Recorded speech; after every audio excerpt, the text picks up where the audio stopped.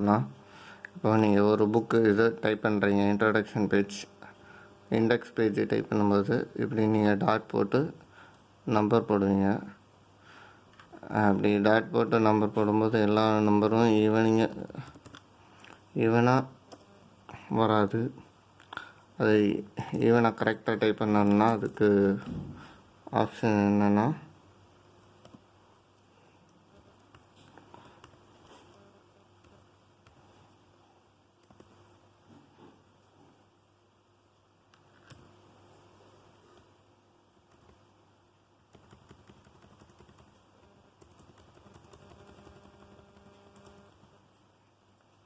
இதில் நீங்கள் செலக்ட் பண்ணிக்கோங்க.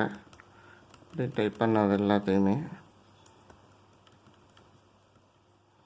செலக்ட் பண்ணிவிட்டு ரைட் கிளிக் பண்ணுங்கள். இதில் ரைட் கிளிக் பண்ணி அதில் பேராகிராஃப் ஓப்பன் பண்ணால் உங்களுக்கு இப்படி ஒரு டேப் ஓப்பன் ஆகும்.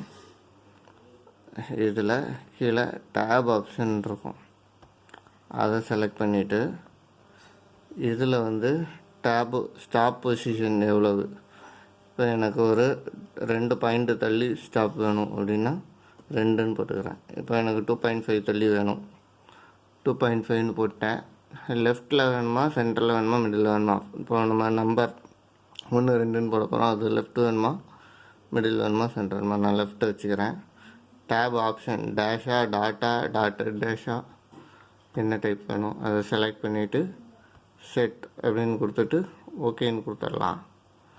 இப்போ நான் இதில் டேபை மட்டும் ஒரு ப்ரெஸ் பண்ணேன்னா அந்த 2.5 ஸ்கேலிங்கில் டேப் வந்துடும். அடுத்து 2ஆம் நம்பரில் வச்சுட்டு டேபை ப்ரெஸ் பண்ணால் ஈவனாக எல்லாமே வந்துடும். அலைன்மெண்ட் வந்து மாறாது. இது சென்டர்னு கொடுத்தீங்கன்னா எல்லாமே சென்டரில் வந்துடும். ரைட்டில் கொடுத்தா ரைட்னு வரும்.